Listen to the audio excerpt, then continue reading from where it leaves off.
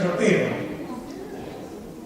que allí recibió ese nombre porque en algún momento se tornó difícil que las carretas que iban desde Buenos Aires para La Pampa, se tornó difícil la travesía y debían agruparse en tropas de carretas.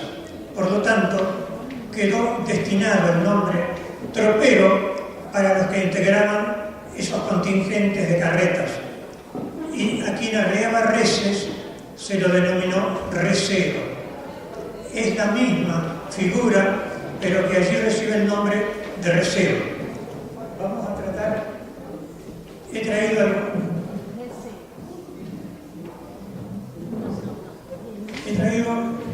unas pocas fotografías para que quede ilustrado de qué voy a hablar, de qué oficio, de qué escenario y de qué hombre. Bueno, la región de la que voy a hablar está en el continente americano, indudablemente. Es esta, la llanura pampeana, que está en la parte centro del país de Argentina, parte sur de la llanura pampásica. Es una tierra llana, muy llana, ya lo decía don Atahualpa Yupanqui, con un horizonte abierto que siempre está más allá. Uno avanza y siempre está el horizonte más allá. El monumento al recero, en Mataderos. Hay algunas regiones en el sur, dos estribaciones de La Ventania y Tandilia, pero de muy poca significación en cuanto a relieve. Aquí hay personajes típicos de estos tiempos. Por acá está mi padre, allá por el año 60 más o menos. Sigo mostrando algunas imágenes de lo que es la llanura bonaerense. Tierra fértil. Aquí hay un arreo de estos tiempos, pese a que ya la figura del recero, como se lo conoció, ya no existe. Con el típico fogón, con la pava o caldera. Don Pedro Gallardo, un recero que anduvo los primeros 50 años del siglo XX, hermano de mi abuela materna. Una tropilla, uno de los pocos lujos del recero. Bueno, el típico asado, que prácticamente consistía en su única alimentación, cuando andaban de receros. Bueno, este hombre es de estos tiempos, que fue uno de los informantes de lo que hoy voy a exponer aquí. Don Pirucho Núñez, de Santa Lucía, partido de San Pedro. A mitad de camino entre Rosario y Buenos Aires, sobre el margen del Paraná. Bueno, un típico descanso y el capital de un recero que al no poder tener el dinero en un banco lo guardaba en plata, en lo que podía llevar con él, que eran monedas de oro y plata. Un descanso también en el camino. Bueno, y ese horizonte del que hablé. Mostrado el escenario, el hombre, vamos a hablar un poquito del oficio, que no escapa a la realidad que aquí he venido descubriendo en estos días, o constatando, porque yo ya hace muchos años, en mis dos libros menciono siempre la cuenca gaucha rioplatense riograndense. Yo entiendo que conformamos una unidad cultural, hecha en base a la vaca, el caballo, es decir, una cultura ecuestre. El gaucho y todas las costumbres del gaucho que hoy veo aquí están en mi región y yo me he criado en el campo, entre peones, entre haciendas, ya vieron la fotografía de mi padre, así que es algo que conozco desde la infancia. El origen fue el mismo que aquí, las vaquerías que en los primeros momentos fueron para recuperar ganado que se había alzado, ganado que se había alejado del circuito donde el hombre blanco habitaba, también para repoblar estancias y después para el comercio del cuero, cuando las industrias de Europa empezaron a demandar grandes cantidades de cuero. Se hacían matanzas indiscriminadas solamente por el cuero. Pero cada vez las vacas estaban más lejos, por lo que había que encarar expediciones que por el peligro que entrañaban, por la presencia del indio y por la presencia de gauchos alzados, gente que trabajaba por su cuenta, y el jaguar, que en aquellas regiones es peligroso, debían ir con custodia militar. Y a esas expediciones, yo ayer recordaba algo que aquí yo tengo impreso, cuando la licenciada Solans hablaba de que la presencia de los negros en las vaquerías, allí los negros eran retaseados por los patrones, casi no iban, por el costo económico que tenían. Entonces se comenzó a acudir a gente avesada, a gente diestra en el desierto, pero no todos de buena vida. Mucha gente de vida escabrosa, que fue la que fue dando la génesis del gaucho, fue generando el gaucho, de ahí la mala fama que desde acá hasta allá tuvo el gauderio, el changador, el gaucho, camilucho, de distintas designaciones tuvo en distintos tiempos y en distintas regiones, pero siempre fue el mismo hombre de a caballo, capaz de valerse solo en el desierto. La llanura, no voy a ahondar en ella, es muy sencillo documentarse, simplemente, como la mostramos ahí, es toda la cuenca del río Salado, para el norte y para el sur, que cruza la provincia de Buenos Aires. Yo me voy a referir a esa zona específicamente, donde hay llanura, donde hay un clima templado, pero que también tiene sus rigores, porque viene, por ejemplo, el viento pampero con rachas heladas, la lluvia, el granizo, el calor también de verano es muy intenso, obligaba a marchar de noche. Por lo tanto, pese a que uno en la geografía encuentra como clima templado, también tenía sus tiempos, sus momentos despiadados para gente hecha a la intemperie. En cuanto al hombre, que lo que para mí significa lo más importante en este caso es el hombre. Es importante el oficio, el ambiente, pero acá lo que importa es el hombre, la sabiduría que ese hombre tenía, que era hecha en la huella y transmitida por tradición. El hombre que debía valerse solo y que debía apelar a todos los recursos para agenciarse de agua, por ejemplo, como dice Martín Fierro, donde hay un asnillo blanco, cago y la saco al momento. O masticando los pastos podían ubicarse en qué región se encontraban. Conocer el mío, o el yuyos malos, le llamaban yuyos malos, como el romerillo, que podían envenenar a las haciendas, entonces ya tenían que hacerlos marchar rápido, y allí los perros eran auxiliares valiosos porque no dejaban que los animales se detuvieran a comer, los hacían marchar rápido. Encender fuego, por ejemplo, cuando tenía la leña mojada, yo le preguntaba a don Pedro Gallardo, el viejito que vimos, que dije que fue hermano de mi abuela materna, ¿cómo encendían fuego?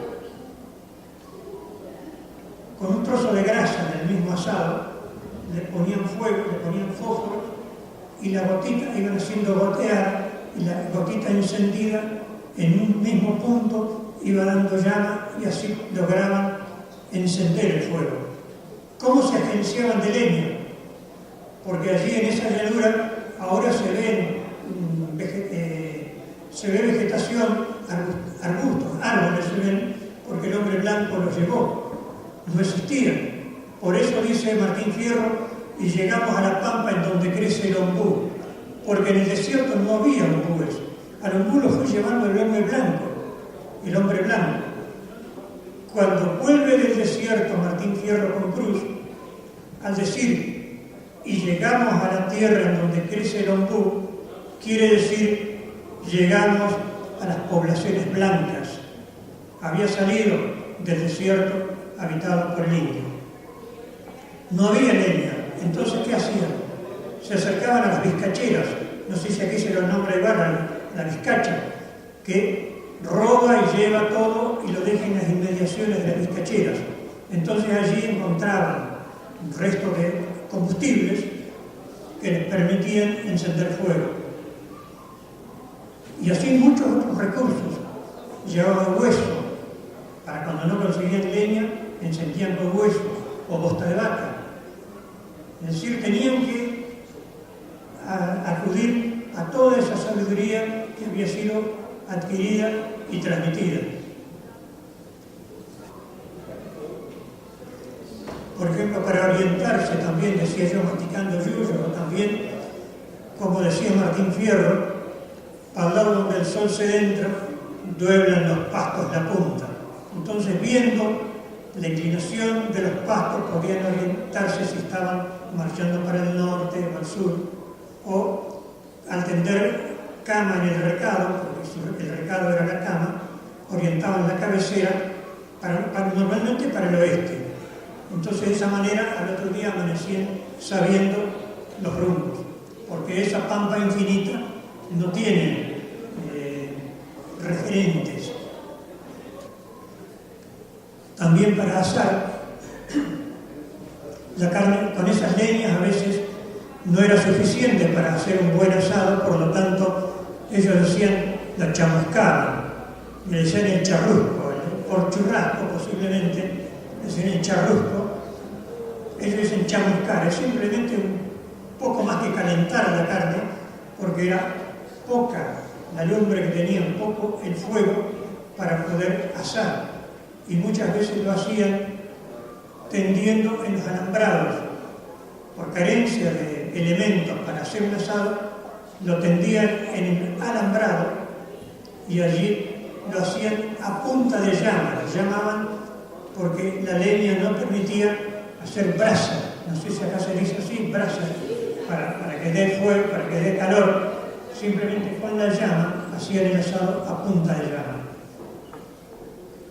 Para las curaciones, en el medio del desierto, sin medios, tenían que acudir a una ciencia médica un poco empírica y ligada con lo supersticioso. Muchas veces para curar, por ejemplo, males que les ocurrían a los animales en marcha, por ejemplo, el famoso mal del encuentro, es decir, del pecho del caballo, una friega de grasa de potro derretida con aguarrás, si lo tenían, o atarle una cerda para lo que llamaban caballo de sortijado, atarle una cerda en el primer pichito. Bueno, son detalles. Hay muchos, no me quiero extender, pero para cada mal tenían ellos alguna solución. Vuelvo a repetir, se debían valer solos. Vamos entonces, habiendo hablado así muy someramente, muy brevemente, de todos los padecimientos del clima, de las carencias que esa gente llevaba y que no siempre conseguían dónde encerrar la hacienda. Debían marchar y si no, rondar. Rondar se les llama parar en la noche, mientras algunos descansaban, otros cuidaban, otros rondaban, normalmente dos atrás y dos adelante. Hablando de todos esos padecimientos, tenían algunas pequeñas alegrías, algunos pequeños entretenimientos, cuando las circunstancias lo permitían. Poder acercarse a algún boliche donde pudieran jugar a la taba, a los naipes, pero fundamentalmente a las carreras cuadreras.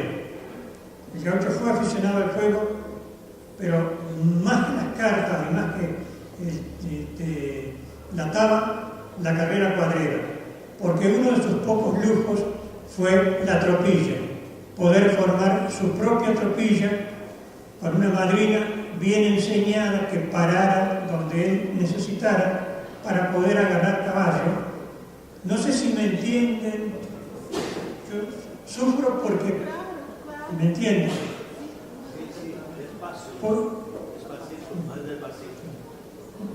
poder agarrar caballo allí donde necesitara. Ese era el capital. Y dentro de esa tropilla tenía animales. Ya tenía animales, unos que le servían para el arreo, que podían ser algún redomón, caballo que estaba avanzando. Podía ser un caballo para entrar a la ciudad, a los pueblos, para cruzar pueblos, donde el movimiento hacía que la hacienda se espantara y los caballos también. Y también llevaban algún tapao.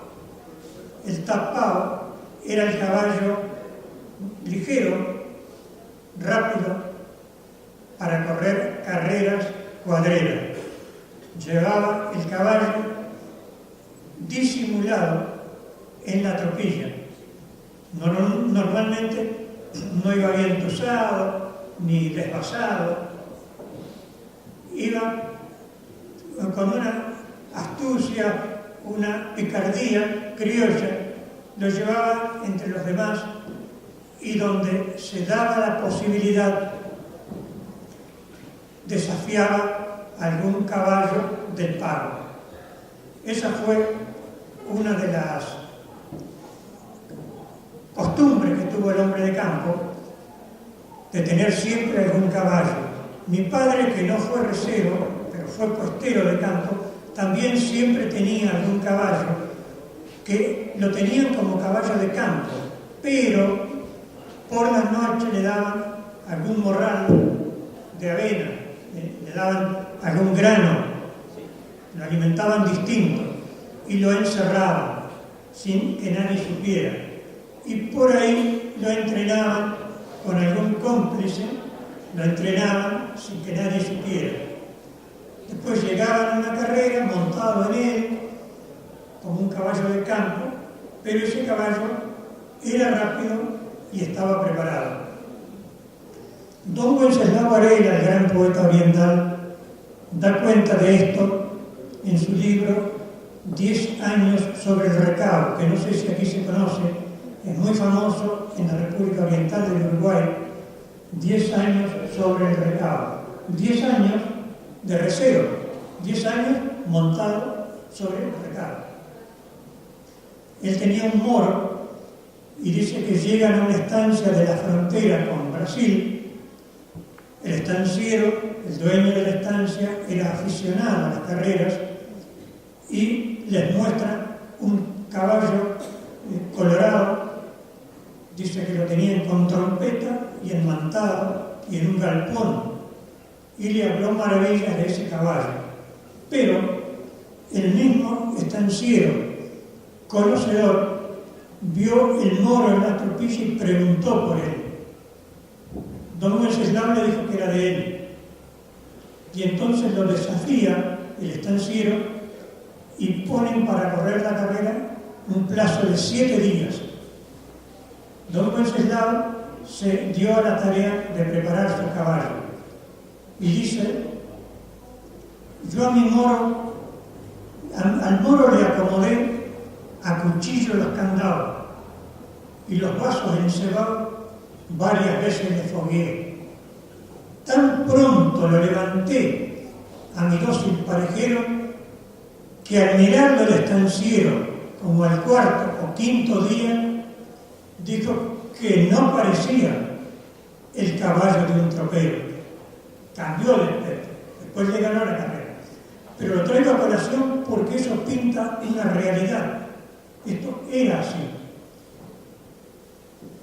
La guitarra, si se daba el caso de que en alguna estancia que pudieran encerrar se acercaba a la peonada y traía una guitarra. Ese era otro de los pocos regalos con que contaba el receo. Para finalizar, voy a leer el final de mi trabajo. Yo digo aquí, la ejecutoria del receo fue una epopeya agreste dentro de la epopeya emancipadora. Siendo pobres y letrados, anónimos, tuvieron lúcida conciencia de la importancia de su rol y fueron celosos custodios del capital que se les confiaba. Por esa causa sacrificaron su salud, enarbolando como timbre de honor la consigna de no perder vacas en el camino. La segunda mitad del siglo XX, en esa segunda mitad del siglo XX, el camión y el tren terminaron de suplantar al recero. El arquetipo del gaucho estoico y sabedor se fue retirando de la historia y entrando en la leyenda. Muchas gracias. Muito obrigado.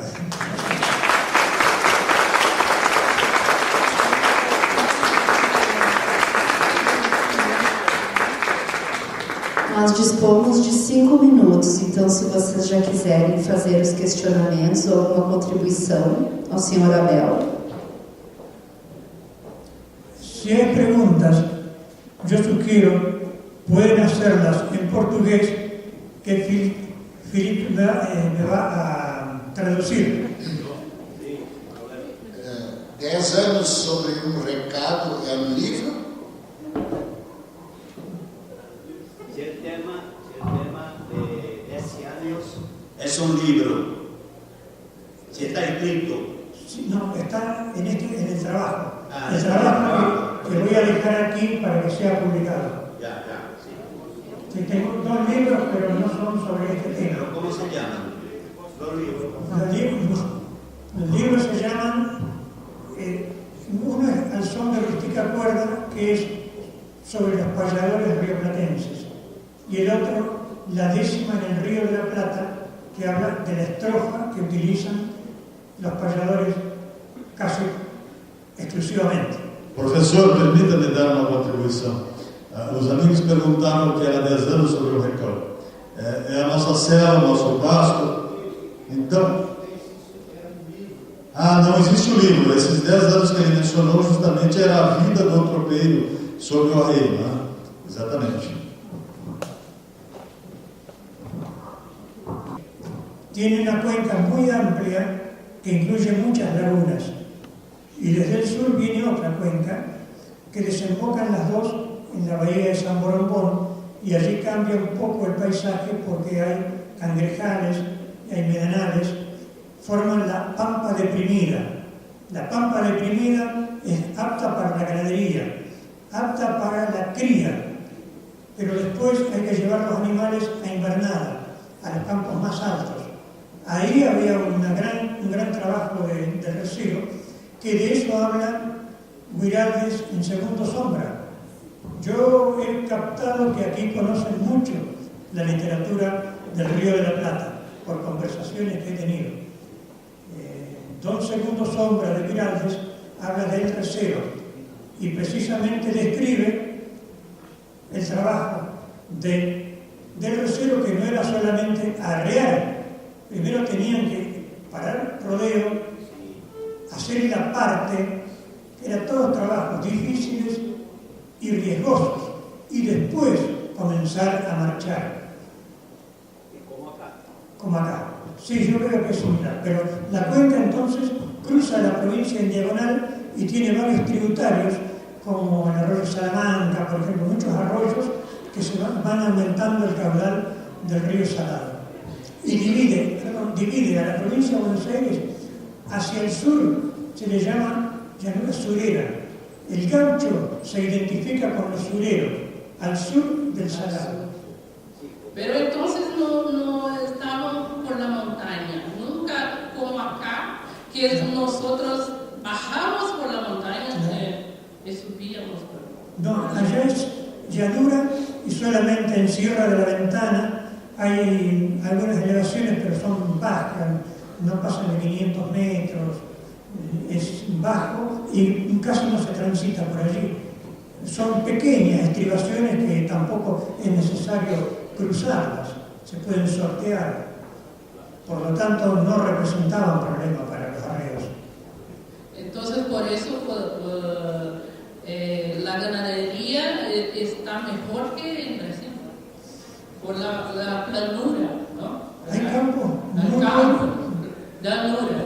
La llanura, además, esa llanura tiene pastos muy aptos que hicieron que el ganado que llevaron los españoles o los hermanos Goes desde acá se multiplicaran prodigiosamente. Se multiplicó al infinito. Eran inmensos rebaños de ganado y allí iban las vaquerías a cazarlos, ¿no? Mais algum questionamento? Senão nós passamos para o Mário, né, o senhor Mário, a prosseguir com a palestra. Muchas gracias. Es un honor, un placer compartir este momento. Professor,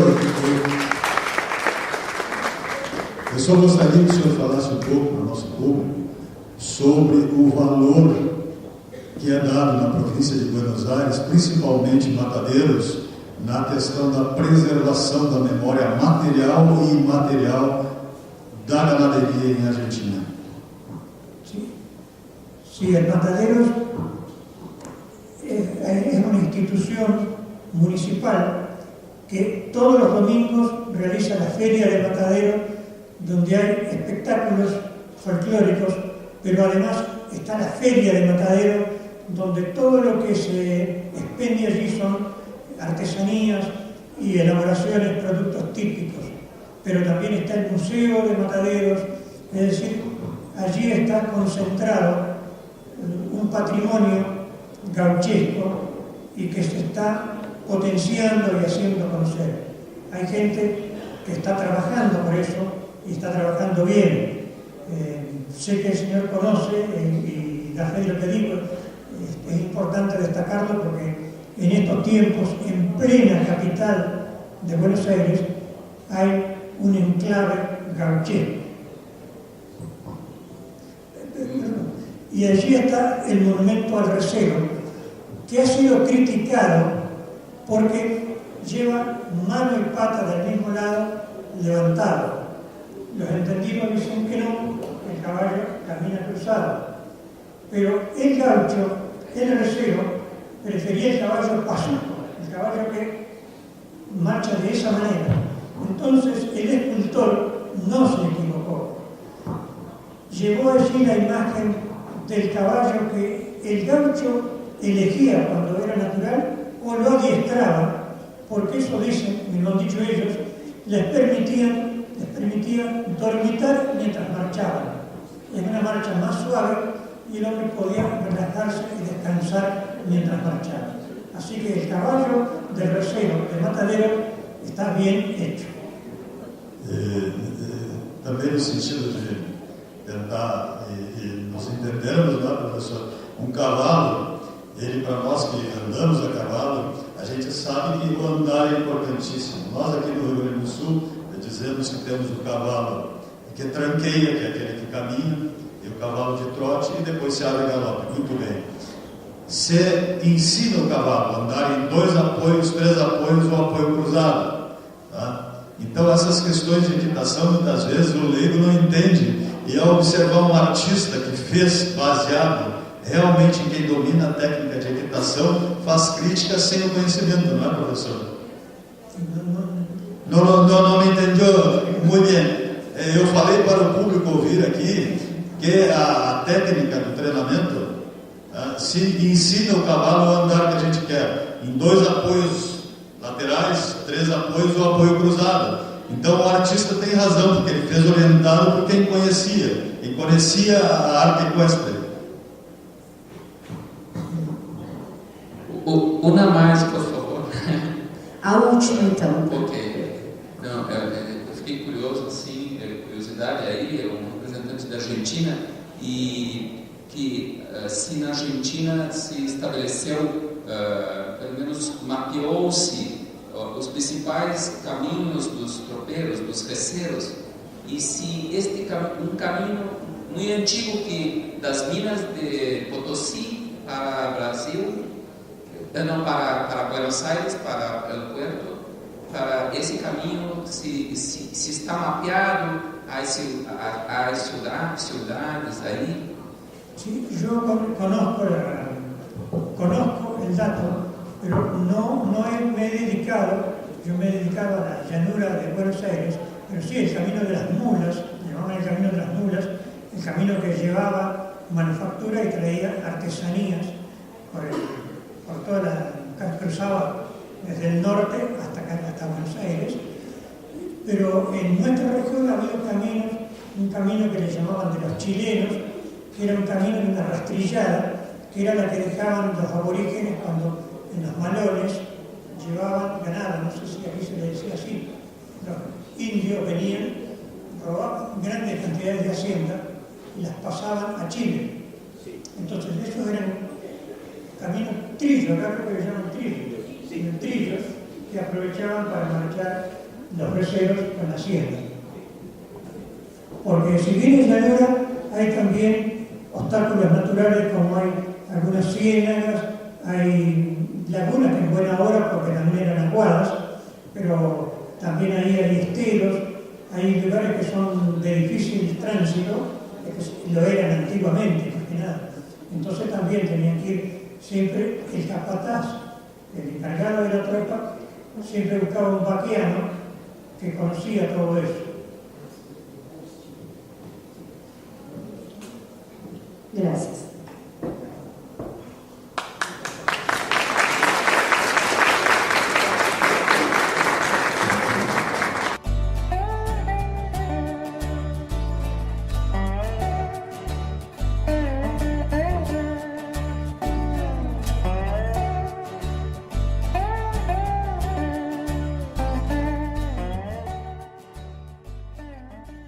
Chega em Sorocaba, existe na Avenida São Paulo uma pracinha em frente à Santa Casa que se chama Praça do Tropeiro. Esse monumento foi oferecido a Sorocaba no seu terceiro centenário, em 1954, pelo Conde Francisco Matarazzo Júnior. O autor do bronze foi o escultor Morrone, mas foi orientado pelo historiador Aloísio de Almeida, também conhecido por Cônego Castanho. O nome dele era de Almeida Castanho.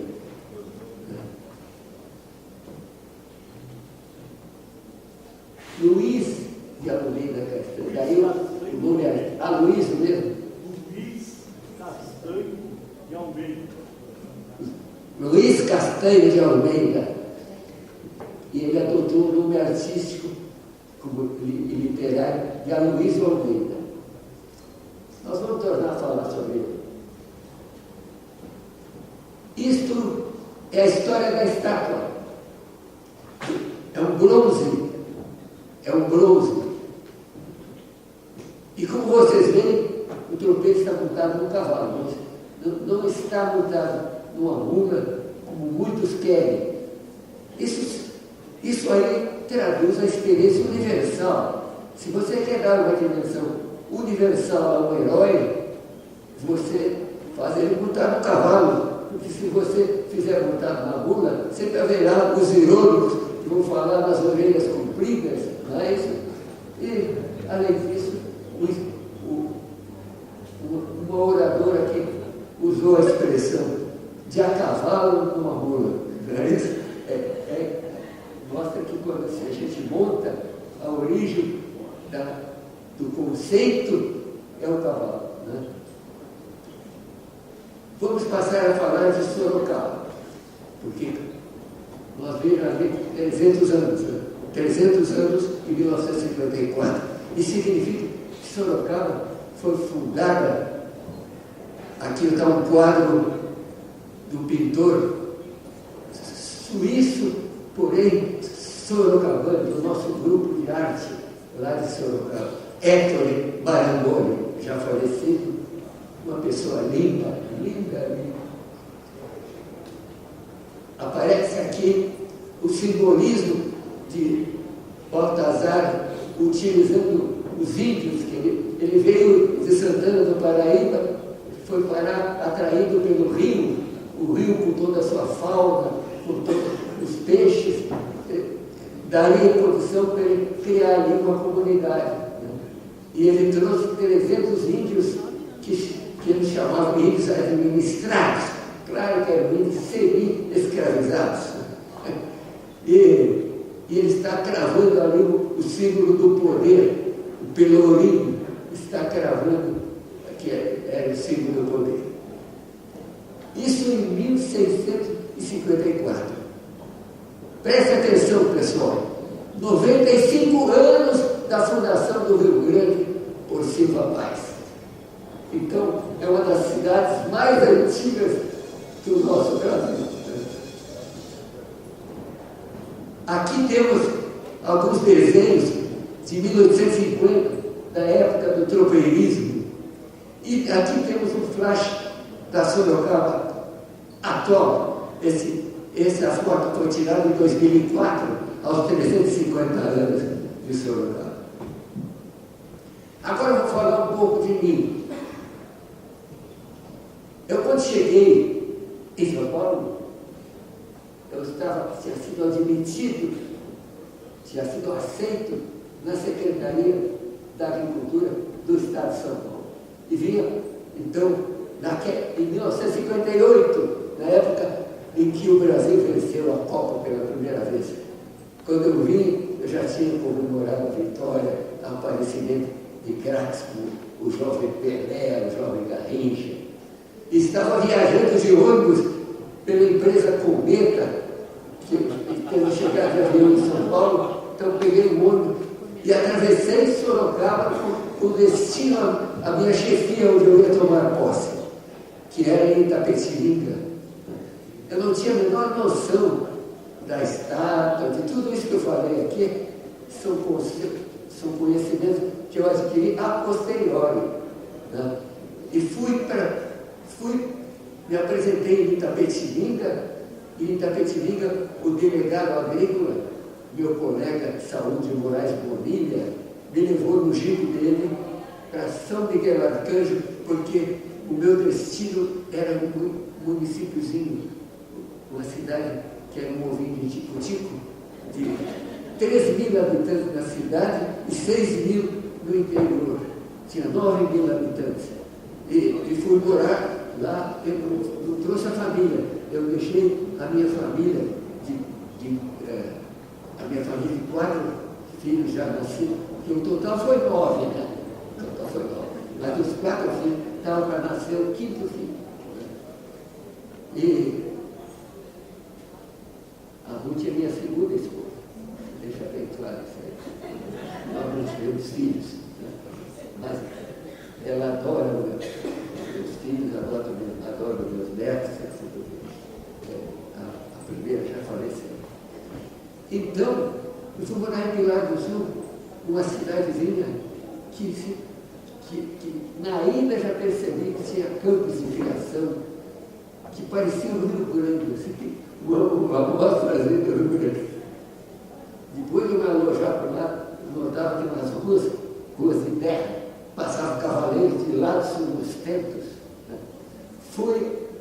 Fomos recebidos pela comunidade católica com grande hospitalidade, famílias que mandavam as filhas servir na nossa casa como empregado.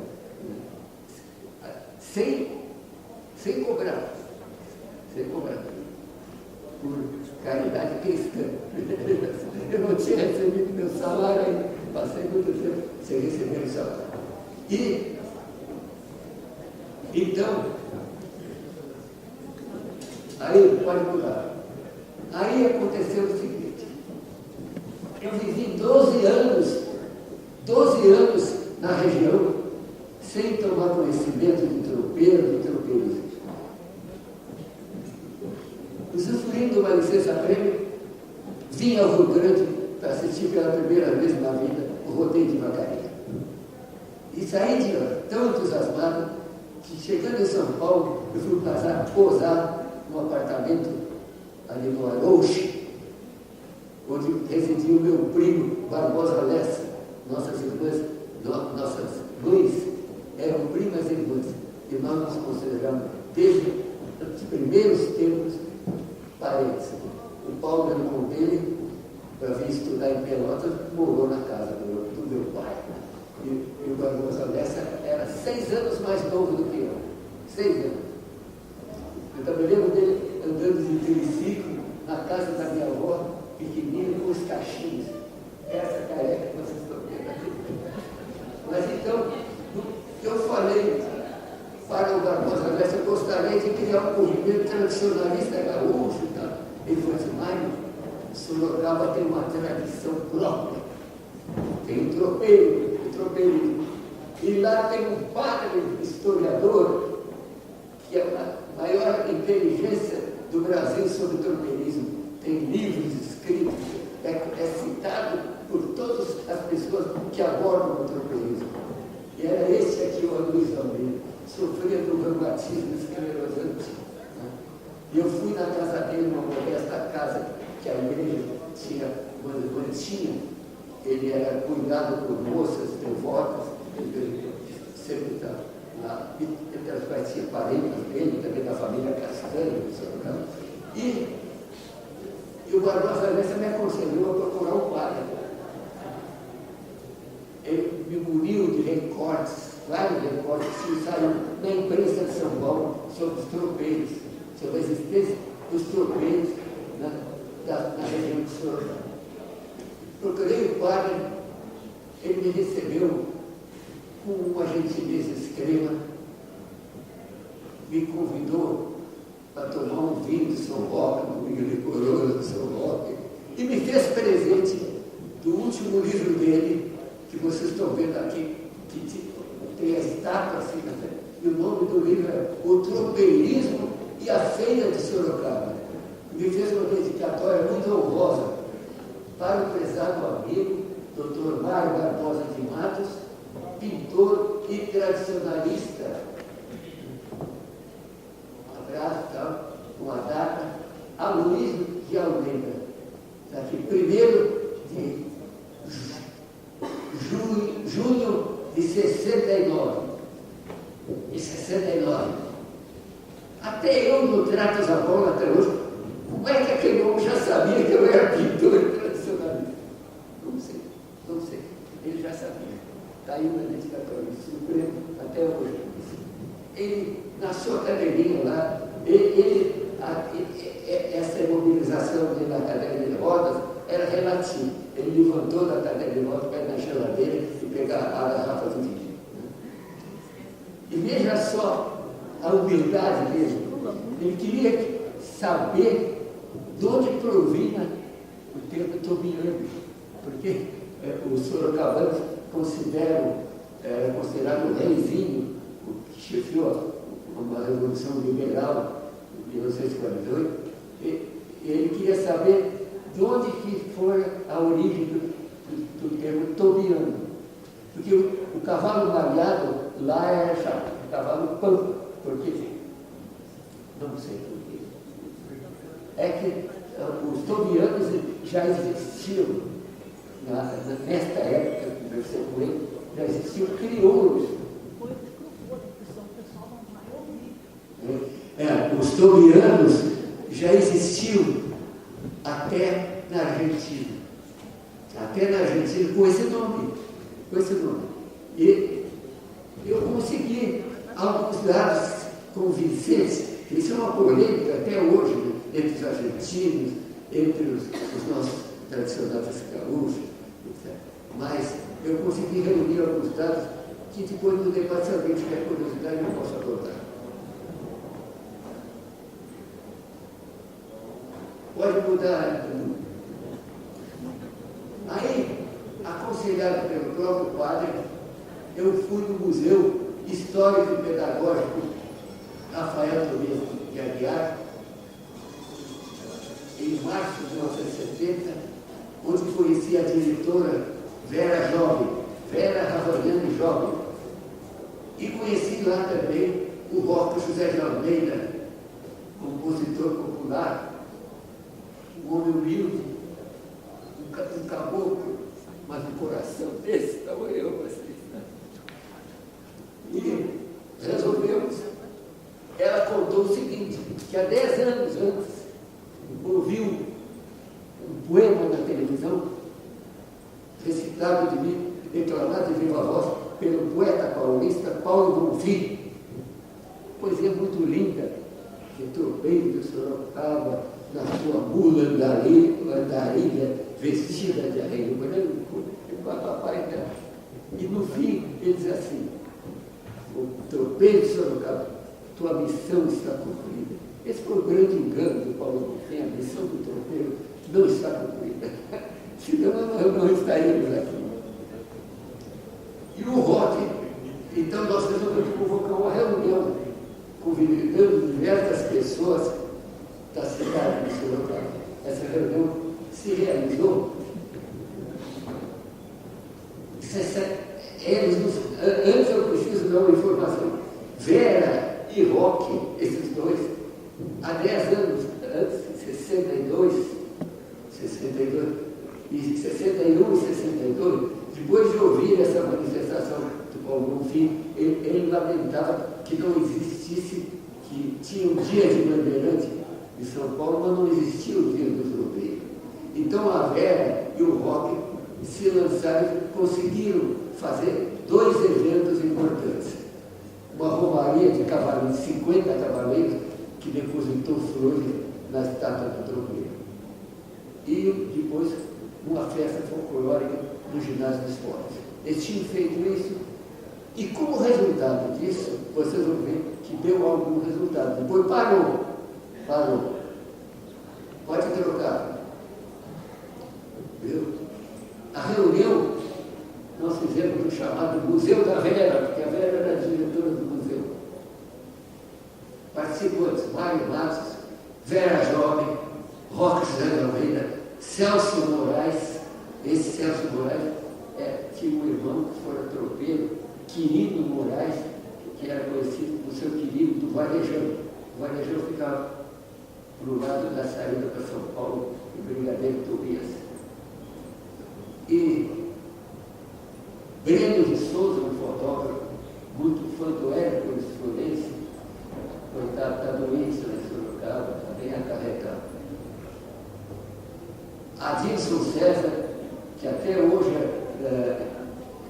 era uma grande inteligência e até hoje é presidente perpétuo do Instituto Histórico e Geográfico de Sorocaba.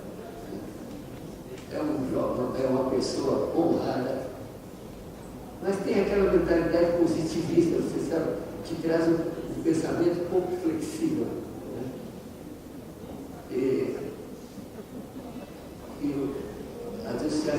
O professor Nilson Lombardi, um músico ilustre, o professor Benedito Cleto, uma das pessoas que mais se destacou, ele tem a origem caipira, o pai dele eu conhecia, o pai dele era um caipira, né? E o Benedito Cleto, aos 40 anos, ele deixou da enxada e resolveu se alfabetizar. E nessa época que eu conhecia, já era professor e advogado. E o apelido dele, na grande popularidade que ele conseguiu entre os estudantes, era Benecleto, Benedito Cleto. Ele passou a assinar Benecleto. E além de Benedito Cleto, Hélio Rosa Valdir Filho de um advogado de renome em Sorocaba, o mais jovem. Porfírio Rogique Vieira, que é esse moço que está aqui à esquerda, que já escrevia com muita persistência no jornal Diário de Sorocaba sobre o tropeiro. Ele adquiriu esses conhecimentos porque ele que passava limpo os trabalhos do pai, do Aloysio. Então ele adquiriu conhecimentos próprios e assinava artigos como Rogique, ele assinava com Rogique. E chegou a fazer um ensaio de um romance intitulado As Princesas dos Tropeiros, fraco literariamente, mas eu fiz a capa com ele.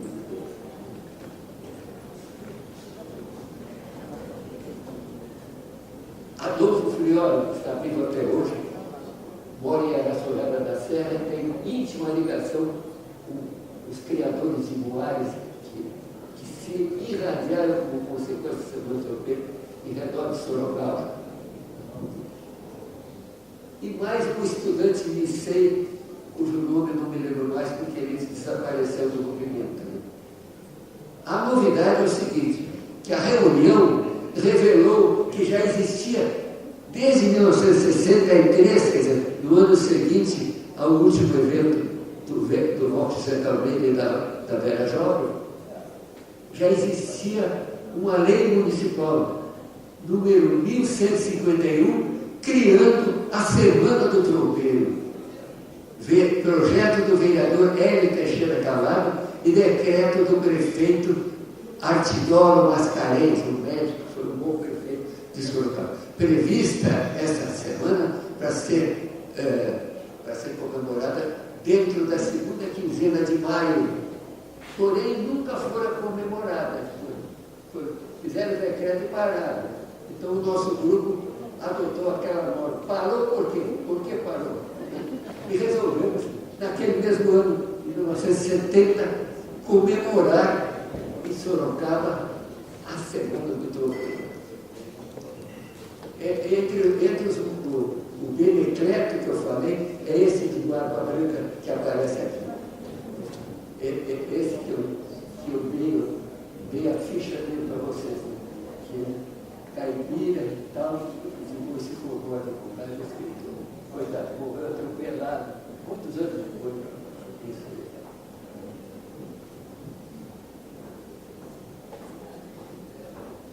Bom, aí nós nos lançamos na preparação do evento que nós tínhamos. E invadimos os jornais, canais de comunicação. Lá no Jornal Cruzeiro do Sul, que é o principal jornal da cidade, eu fui recebido por um jovem jornalista que não tinha essas barbas aí do Geraldo Colantino, mas era ele que estava ali. Jovem, e nos permitia, como eu já vinha de Porto Alegre, como jornalista registrado no Ministério do Trabalho, mas jornalista sem título universitário, por prática do jornalismo, e eu me sentei numa máquina e fazia notícia, e também desenhei 8 edições dessas curiosidades do tropeirismo, que foi inaugurada com aquela de cima sobre o cavalo tobiano. E nessa aqui eu dei destaque porque mostra que uma das ilhas dos sorocabanos, o jovem tropeiro paulista, que era Antão, o nome dele era Antão não sei do que, está escrito aqui, mas não dá para ler. E ele conheceu na casa de um dos fazendeiros, as moças tiveram licença para visitar a sala de visita. Precisava licença dos pais, né? E lá eles se apaixonaram. E ele casou por lá. Casou, ficou por lá, e quando estava para nascer, eles também são uma criança que nasceu, eles resolveram mudar para Sorocaba. E ela fez a viagem em lombo de animal. E ainda sentada no seri, que lá tem um nome especial, é Silhão. E o Benecleto criou também no jornal uma seção chamada Vocábulos e Expressões Populares. Mas nós resolvemos, naquela reunião, informalmente, criar o Centro de Tradições Paulistas de Sorocaba. Né? E o Benecleto, então, foi colocar os primeiros cabeçalhos do Centro de Tradições e tal, Vocábulos e Expressões Populares. Mas ele terminou denominando a sessão dele de Sem Tradições. Ele fez um casamento entre as palavras e chamava Sem Tradições. E o Elinho Baldi, aquele que eu disse que era filho de um advogado e que era universitário, ele pôs uma nota assim: você quer desfilar a cavalo? Se monta bem, arranje o seu. E ele chama a mocidade para arranjar cavalo e participar do desfile que estava marcado para o dia 31 de maio.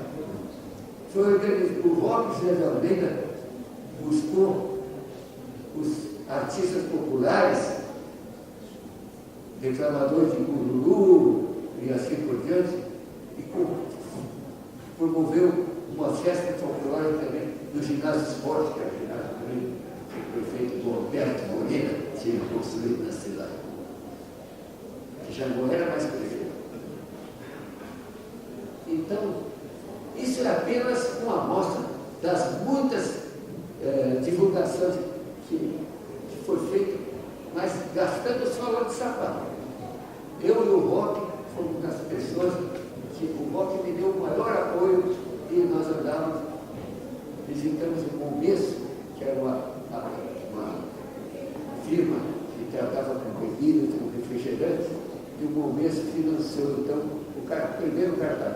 O nosso primeiro cartaz foi no modelo tradicional de colar nos postes. Era um papel amarelo que tinha todos os programas e tal. Né? Foi assim, foi tudo feito na base do pé 2.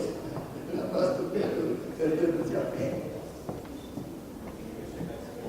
Até que chegou o dia do desfile. Aí conseguimos também o apoio da Força Pública, que tinha o nome do Tobias de Aguiar, então, e era de Lances. Eu não participei do desfile, porque eu não tinha cavalo naquela época, não tinha arrumado emprestado cavalo. Né? Mas andava com o gravador, andava pegando as músicas, tudo isso foi perdido. Mas participei. E temos, depois vocês vão ver as fotos. Né?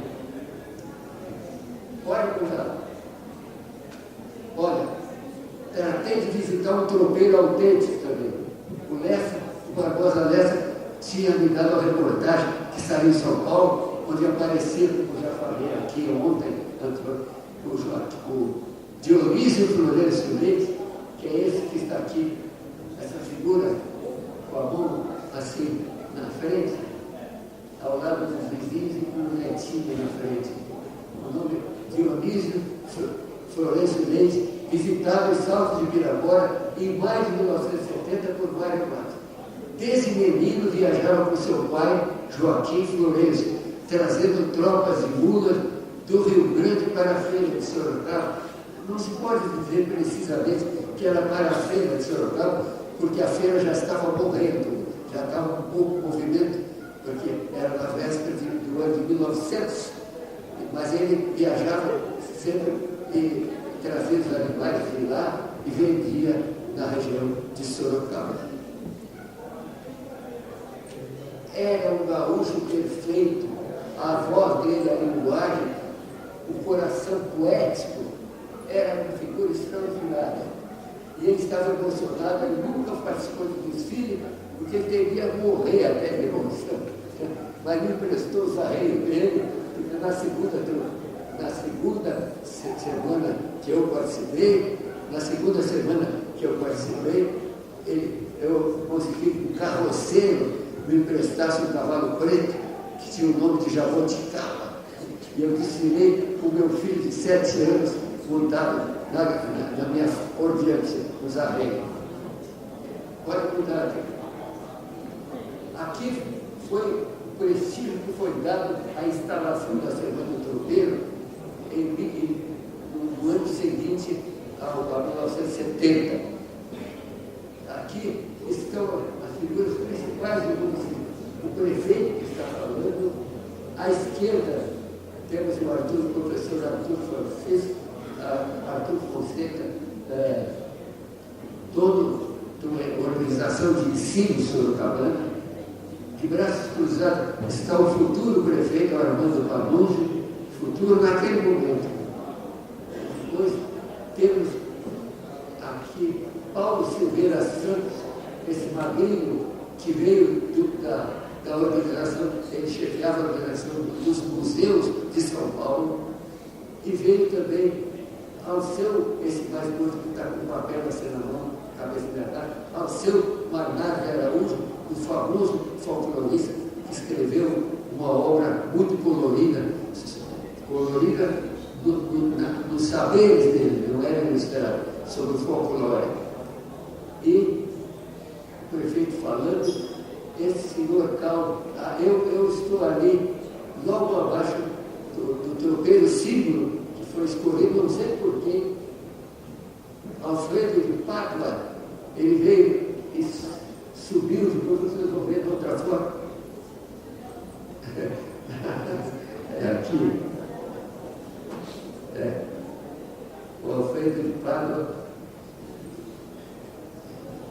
não sei. Como é que funciona? Tem que apertar. Ah, tá. Esse aqui foi ele tropeiro símbolo. Dos lados aqui tem os escoteiros que aderiram também ao evento. E esse Jurandir Badini Rocha era o secretário de Cultura do município de Sorocaba. Eu estou aqui.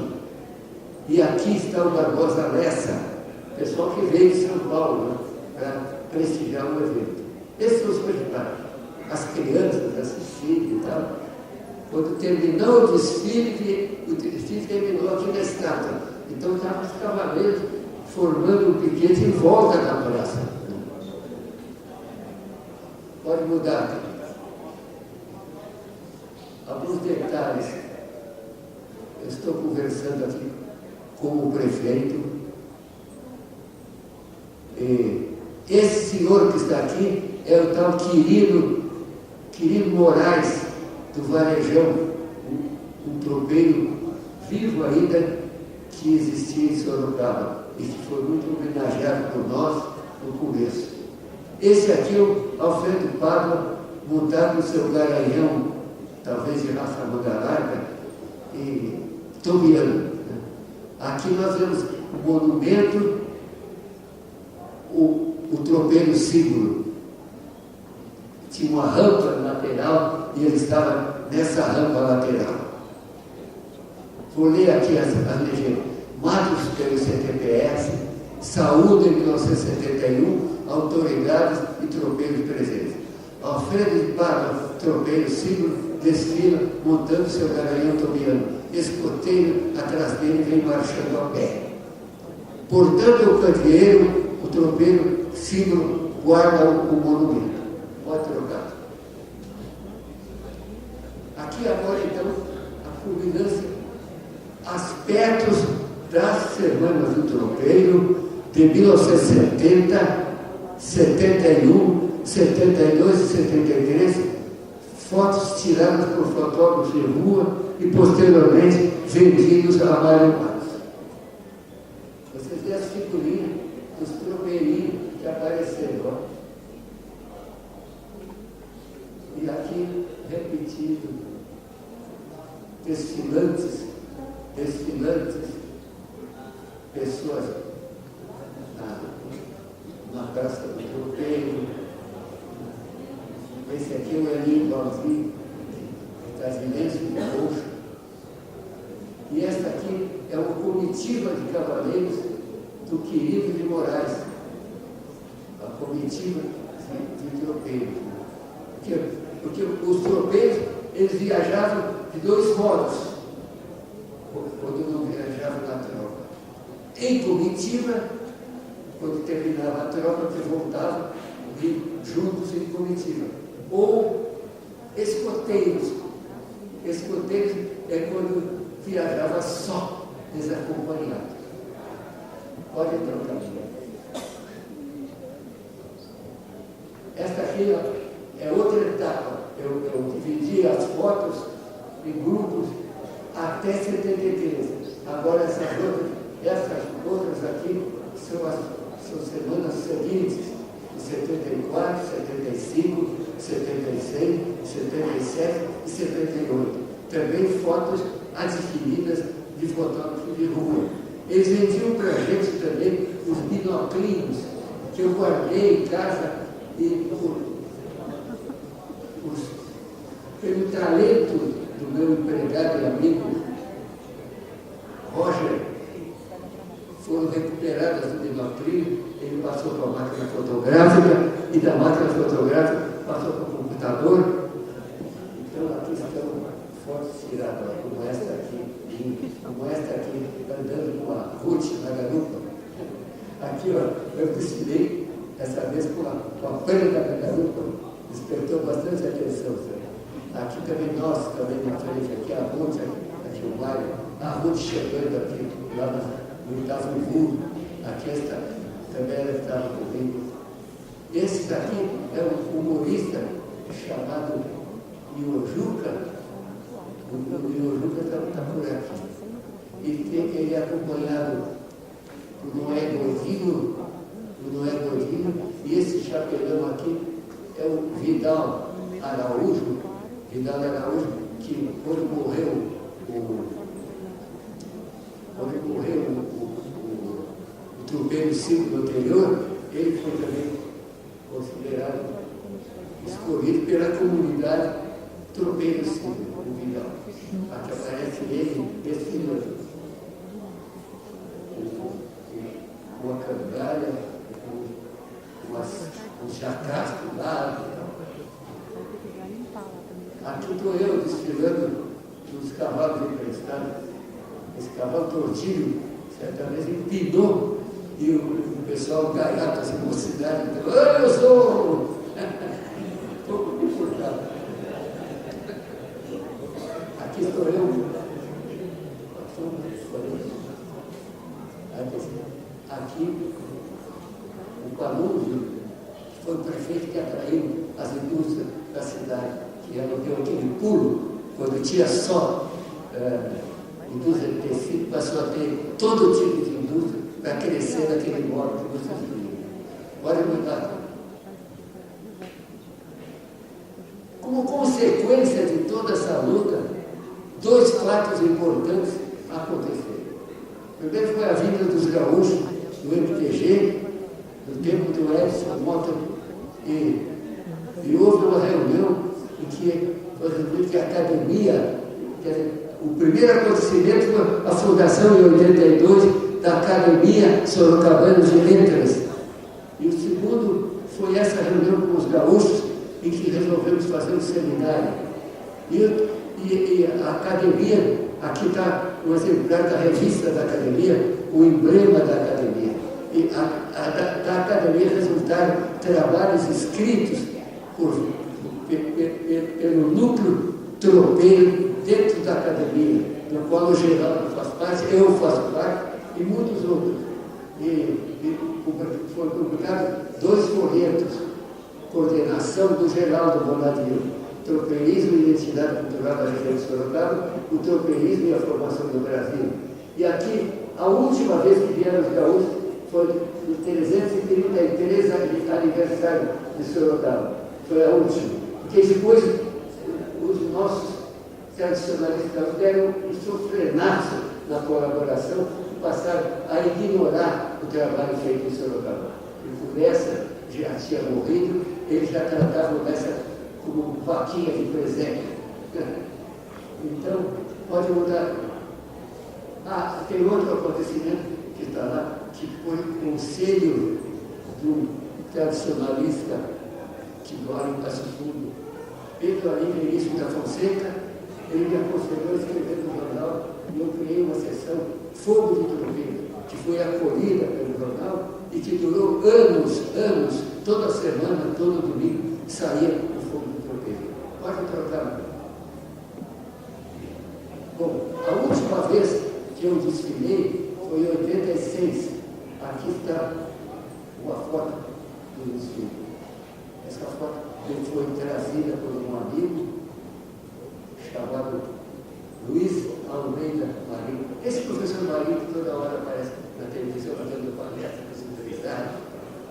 E aqui, numa festa de São João, que eu estava presente, e a Vera também estava presente, eu fiz questão de reconhecer de público o pioneirismo da Vera, porque ela ficou um pouco amesquinhada, coitada, com o crescimento da minha popularidade.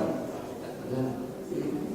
Porque os tropeiros não começavam os desfiles sem a minha chegada, eu fiquei muito em evidência. Por isso, porque eu tinha mais conhecimento do campeirismo, da cavalo, essas coisas todas, então, mas a Vera passou a ser considerada considerada. E aí, em vez de nós festejar a Semana do Tropeiro de 1970 como primeira, nós chamamos de terceira, porque admitimos retroativamente que aquelas tentativas que foram feitas em 60 e 61 fosse a primeira e a segunda semana. E até hoje essa sequência é veiculada quando chega a Semana do Tropeiro. Infelizmente o meu tempo está concluído e eu teria mais uns slides para mostrar sobre a promoção dos símbolos do tropeirismo, objetos, prêmios, visuais, né, declamações de poesia, mas você salteia 3 anos até chegar a uma das provas que eu tenho. Olha, a espora que o Paruso criou, umas mini flores que ele disse, a prefeitura deu um grande apoio logístico e pode passar outra. Aqui a estafeta do tropeiro foi o prefeito Teodoro Mendes mandou um filho apoiar a Semana do Tropeiro. Esse prefeito Teodoro Mendes, ele chegou a construir uma prefeitura com o perfil de um cavalo. Era a prefeitura de São João, mas com linhas modernas. Aqui, isso era dado como prêmio às comitivas do desfile. E foi ideia do irmão do Teodoro Mendes, o Carlos Reinaldo Mendes, um cara com mentalidade muito menos paranoica do que a do Teodoro Mendes, né? Que morreu, coitado, jovem ainda, no desastre de avião, que ia para o Nordeste e não bateu no Montanha.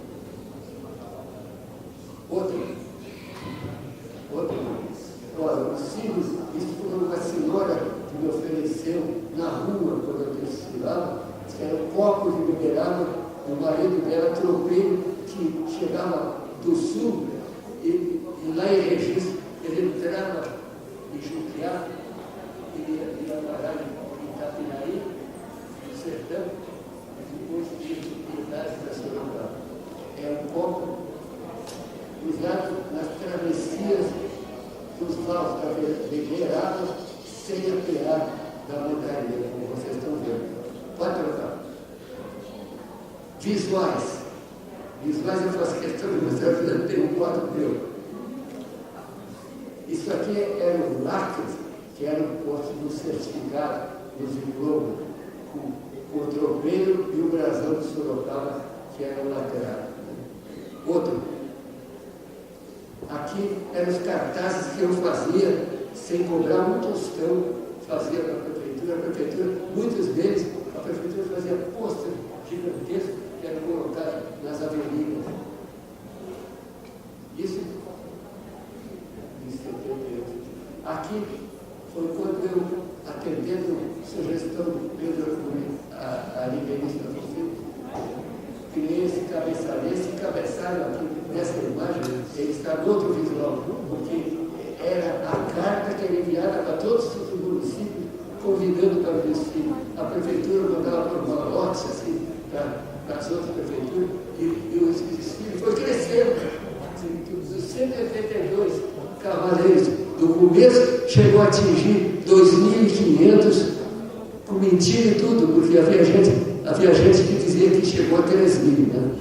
Mas eu pus 2.500 para não mentir muito. Outro. Eu fui ao Museu Paulista, a conselho do Breno de Souza, e trouxe de lá xerope do Hércules Florenzi, sobre o corte da tropa. Está escrito em francês aqui, mostrando que primeiro, é que nem uma dona de casa, quando vai comprar tomates na feira, se é escolhido, paga mais. Se é misturado, paga mais. Essa aqui é uma forma de comprar as duas misturadas. A flor da tropa era vendida por um preço especial, personalizado. Mas aqui era assim, primeiro fazendo o redemoinho, depois levavam em fileira, correndo, para afinar a tropa. E num dado momento em que o comprador autorizava, o vendedor atropelava o cavalo fazendo uma parte da trompa. Como você vê, aqui tem mula correndo para frente, e aqui tem a tropa que está esbarrando e se desviando para trás. Então, isso aqui já é feito por mim, foi publicado no almanaque do Centenário de Sorocaba. Eu fiz a cena do redemoinho e fiz a cena do corte aqui. Pode mudar. Aqui, como consequência de ficar entendendo sobre o corte, fiz um quadro a óleo que numa exposição foi adquirido pelo Dr. Hélio Rosa Valdir, e quando ele morreu, ele doou para o acervo da FUDEC, Fundação de Desenvolvimento Cultural de Sorocaba. Pode mudar a cor. Hipismo rural, eu acho que esse é o momento mais importante. Estou aproveitando o último minuto. Hipismo rural. Nós fazemos assim, em vez de fazer tudo militar, como se faz aqui no Rio Grande do Sul, fazemos um negócio simples, acessível, em vez de fazer 3 metros entre as balizas, eu peguei as 5 balizas, né, e fiz outra fila paralela de 5 balizas. Então, os juízes ficavam aqui, e os cavaleiros partiam daqui e daqui, dos dois extremos, iam na última baliza e voltavam escrevendo, depois tornavam para trás escrevendo, e no fim, a corrida final, a reta final, era por dentro dos 10 metros. E se puser voltando, os cavaleiros, pode mudar. Os cavaleiros que participavam eram desse tipo, eram pessoas que chegavam com os mesmos arreios que eles tinham participado do desfile, eram pegos na hora. Então, havia descontos de pontos quem derrubasse as balizas, mas a chegada valia 5 pontos. Cada baliza derrubada perdia 1 ponto. De maneira que essas normas nós podemos considerar o símbolo do tropeirismo sorocabano, porque ela recorda as corridas de raia, que era a nossa cancha reta, recorda e desenvolve e moderniza com audácia, né, cria um tipo de uma projeção folclórica.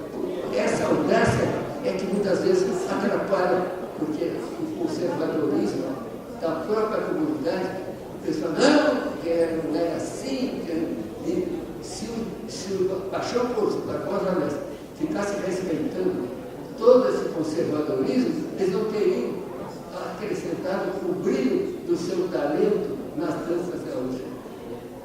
Que essas danças conversadas aqui são projeções folclóricas, elas não são exatamente o folclore do Rio Grande do Sul. Infelizmente, porque faltava dimensão naquelas apresentações antigas e tradicionais. A quadrilha, por exemplo, durava horas. Se fosse respeitar tudo isso, né, o objetivo principal nosso, que é atingir o coração da juventude, né, não sei. Vamos ver se tem mais algum. Mesmo de palestras de redações escolares, os concursos de redação, ficaram o resultado, mas ficaram em minhas mãos. Eu terminei mandando pelo correio para o Instituto Histórico Genealógico e recebi recibo do Adilson César, viu, geral? Ele me respondeu, eu tenho, vou dar cópia para você.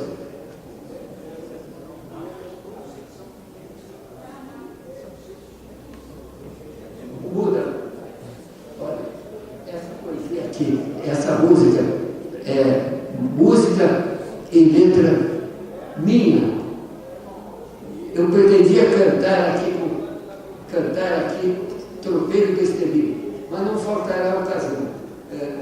Nesse meu seminário, se abrir um espaço, eu cantarei essa música.